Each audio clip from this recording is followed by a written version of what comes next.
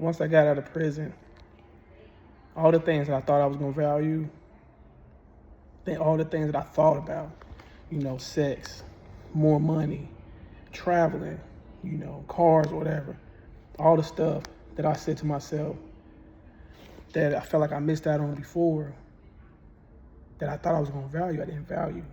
Like I've had sex, of course, got out, did all the stuff I wanted to do, or thought, I got to do this.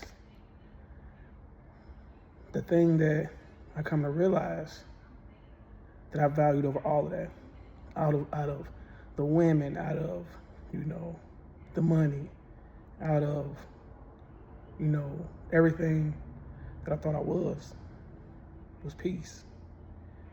Peace was above anything, because when I did have money, when I did have nice looking cars, when I did have women, at one point in time I was taking a female out every different day. You know what I mean?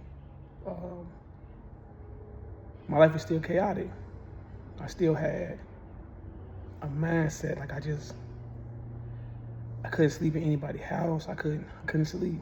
I had to listen to rain to calm my mind down like I did when I was in prison. But I was released, you know what I mean? Peace. And there was very few things that, can set you on the path of peace. A woman can't give you peace. She can contribute to it. Just like your happiness. Nobody can make you happy but you. They can contribute to it. The same way they can contribute to your downfall. The same way they can contribute to you being miserable, et cetera, et cetera, Women can't give you peace. Money can't give you peace. Money can't give you happiness. About all the stuff that you can have all the money in the world. As we've seen through these celebrities and all this other stuff. And it still won't give you peace.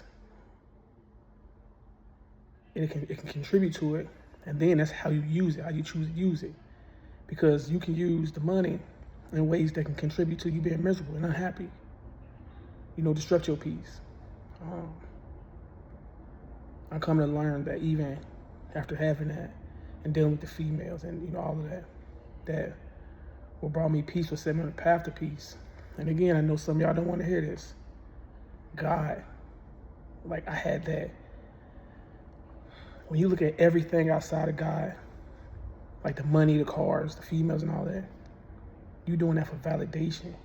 Like you get the cars for validation. It make you feel good in that moment. Don't bring you peace. The females, you can smash the baddest female, and it's not gonna bring you peace. It's not gonna. That's why you smash so many females. You're chasing that high, which is peace. You know what I mean? Like, catch on. When you chasing these cars, you buying these cars, and you buying these chains, you buying this jewelry, you smashing these bad females, you smash. You're basically chasing the high. The high is that peace. To attain that peace, you gotta separate all of that. And when you separate all that, what helps you focus on separating yourself from all that is the word of God. The Bible. I'm not lying to y'all. I used to be a chaotic person. I chased money so bad. I'm gonna post a story. I chased money so bad. I didn't care about nothing else. I didn't care about people getting hurt. I didn't care about how people thought, how they felt. I didn't care about the situations I put them in, the situations I was putting myself in. I was chasing that money high. And a lot of people that, sell drugs or chase the money, they know what I'm talking about. A lot of guys who still got money and still chasing, they know what I'm talking about. You know what I mean? But what it was for me to help me come to that peace, I had to change my way of thinking. To be able to change my way of thinking and help me bring me to peace was the word of God. I had to get in the word. And there's a passage in there where, Jesus, he tells one of the guys to follow him. And the guy wants to go back for the worldly possessions. And Jesus say, stay. Like if you can't leave that, come with me right now, you don't deserve to be with me. Worldly possession. Honestly ask yourself, like, what's more important to you? A lot of people say their kids. A lot of people say their kids is most important to them. But yet and still, they won't get themselves together. You won't get yourself centered. You won't get yourself peaceful and on a solid foundation to be able to bring your kids and raise your kids better. You know what I mean? I'm not speaking on anybody raising their kids, in a bad way. How y'all choose to raise your kids, that's on y'all. But if you're not raising them in the word of God, you're setting them up for destruction. That's a true statement. Because hurt people, and you teach people how to hurt people. You know, if you ain't grow up in the word of God, if you didn't, let me tell you this, if you grew up with the frame of mind that if somebody hit me, you're going to hit them back, you already, if you failed, you're settled for failure from the beginning. Because that's not a way to think. God, the Bible, look, turn the other cheek. I don't mean let a person smack you or hurt you twice. That means somebody hurt you, you turn and you try to think about what they could be going through. You don't make it about them hurting you. You make it about what they may be going through to push them to hurt you. And understand that these people are fighting principalities. We're fighting spiritual war. It's not them physically saying, I want to hurt you. It's everything in their life that's bringing them down, that's putting them in that emotional turmoil with the thought process of, I got to hurt somebody because I'm hurt. You know what I mean? It's those demons that's whispering in their ears. You know, that's all it is. So that's where grace come in. But to put me back on that path, knowing the word of God, you know, once I started focusing on God and started isolating everything else, then I was able to calm the noise, if you will, calm the noise. And the noise being everything outside of the word. And once I was able to focus, and don't get me wrong, I still falter. You know, today, a lady was rude, and I kind of went off on her. I stooped down to her level. I let her bring me. I let her put me in there. You know what I mean? I had to catch myself and wish her a blessed day and leave. But I was this close to being reverting, which is something that shouldn't happen, which means I need to go harder on my word. I need to go harder on what I stand on. I'm slipping somewhere, and I need to find where that's at. We all fall. We all got to get back up. So don't judge me, y'all. But I say that to say that you stand on your word of God, you know your word. That's going to bring you peace. We all have to have something to focus on, that light that leads us into all of this turmoil, all this darkness that's going on. You know what I mean? For me, that was my peace. Now, some of y'all might be happy, temporarily happy with, you know, the situations y'all in, smashing these females, smashing all these guys, you know, buying all these expensive cars, wearing these expensive clothes, et cetera, et cetera, et cetera. You know, that might bring y'all happiness. It's only temporary. Trust me, it's only temporary. If you want fulfillment, if you want purpose, like know your purpose, you weren't put here to shine and breed envy. You wearing these expensive clothes, you know, wearing these, you know, designers and driving these expensive cars and getting this money and choosing to shine it. First of all, everything you have is a blessing from God to you to help inspire and bless others. That's number one.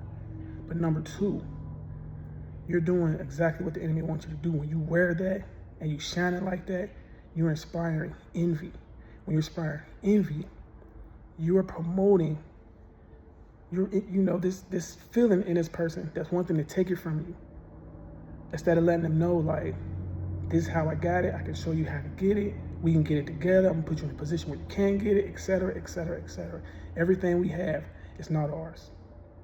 It's a blessing on us to be a blessing to somebody else. If just think about this, if everybody blessed everybody, you would have never been in need when you were young. I wouldn't have been in prison without soap. I wouldn't have been in prison without food. I would have never had to sell dope. You know what I mean? Or hurt people or whatever. Because I would have had a blessing. That blessing, if somebody would have spoke that life into me, that breath into me, be a blessing. I'm going to bless you so you can bless others. At an earlier age, it came later, but I'm saying at an earlier age, I would have been blessed. I would have blessed somebody else. You know what I mean? A lot of people say God ain't real. I seen some stuff this week. How can you question it? And I don't question God. Like I've seen too much. I've been blessed too much. I've been protected by God so much throughout my life. It was so many times I was supposed to die, or I should have died. Or by human standards, I was supposed to die. By my standards, I was supposed to die. And I'm talking about being a young kid, being shot at, with bullets missing me, and I don't understand how. Like, how is these bullets missing me? Where my head is at, the bullet's hitting, but I'm not getting hit. Surviving cancer, like 3 different types of cancer, going through radiation and chemo, all the way up until I was in prison. Like, I was in prison doing chemo and radiation. A lot of people don't know that. You know what I mean? Being stabbed, you know, all of this, appendix bursting, where, you know, they hesitated to take me out. I could have died. All these situations where I could have died. I could have died in prison not by age, by natural causes, but the things that I did, but because God protected me from myself, from hurting people, honestly killing these people. You know what I mean? The blessing. Peace is what I chase more than anything. And I'm telling you to attain your peace, don't look for your peace in a woman. They're going to fail you. It says that these people, humans, will fail you. I will fail you. If you're looking for me for anything other than what I give to you or the wisdom that I'm trying to speak or the things from my life, I'm going to fail you. Humans going to fail you. Your mama going to fail you. Your kids going to fail you. They're going to disappoint you. Your significant other, your husband, your wife, they're going to fail you. God won't fail you. God made a covenant. God made a promise, and he has to live back because God don't lie. Look for your peace. Chase God. Stay blessed and listen to this story.